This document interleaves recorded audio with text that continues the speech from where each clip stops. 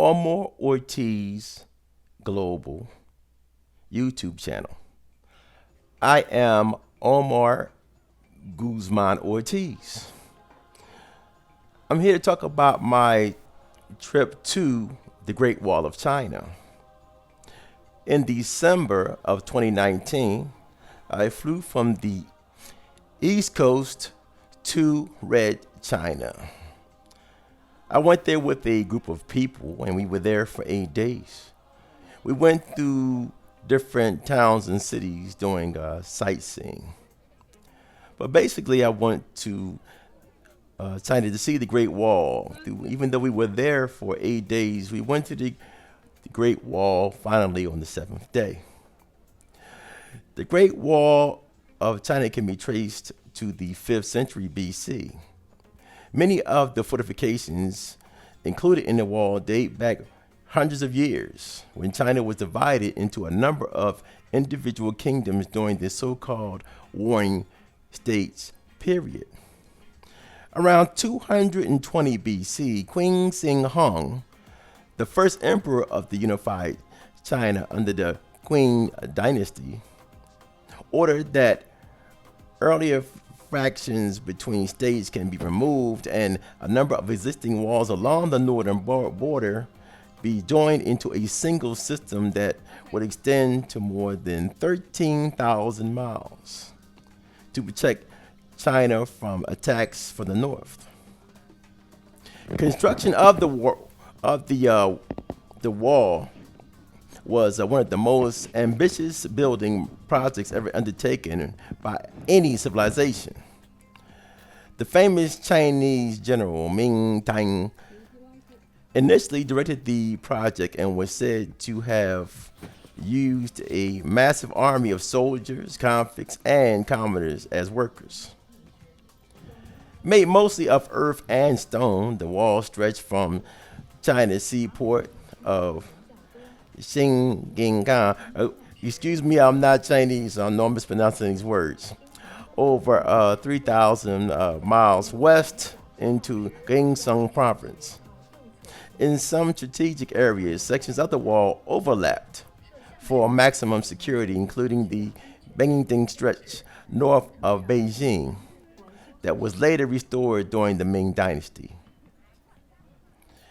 From the base of the 15 to 50 foot wall, the Great Wall rose some 15 to 30 feet high and was toppled by ramparts 12 feet or higher. Guard towers were distributed in inner areas along the wall itself. Now here I'm just giving you a look of the landscape itself, showing the partial part of the wall. There's a series of other buildings in this particular section of the wall, and they do have some vendings and souvenir shops and restaurants, that for the tourists.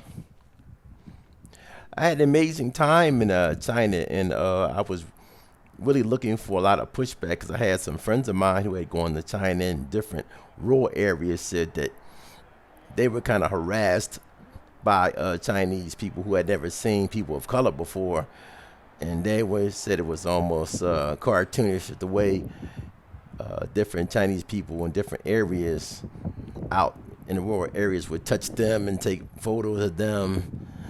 But I didn't experience any of that while I was in China, I guess because I was going through mostly modern areas, and they probably were exposed to different ethnic groups and people of color.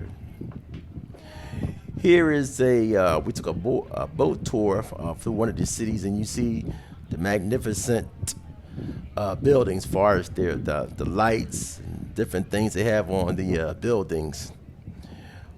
I really enjoyed Red China. Everyone in there was pleasant to me. I also marveled at the clothing that the people were wearing there. They're really modern as far as their fashion sense. You have people who have really great fashion, and even when you see some of the younger people with their hip hop garb as far as the sneakers and the jackets and the pants, really nice. Here he went to a play in China. Magnificent. They had water and acting and fighting. It was really spectacular.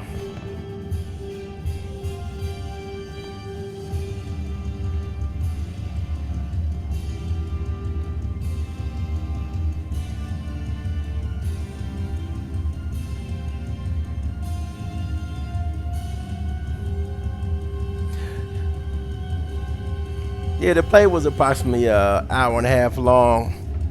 Like I said, it had a series of dancing and martial arts, really telling a story about a warring faction and a emperor battling one of his adversaries. Costumes, designs, magnificent.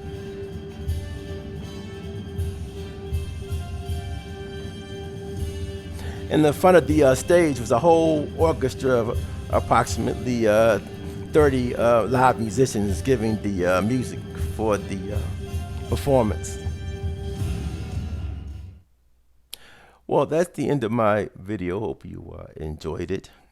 I'm gonna give you some other different things on my channel, be it for not only travel but also dealing with relationships and a plethora of different things. It's Omar Guzman Ortiz signing off.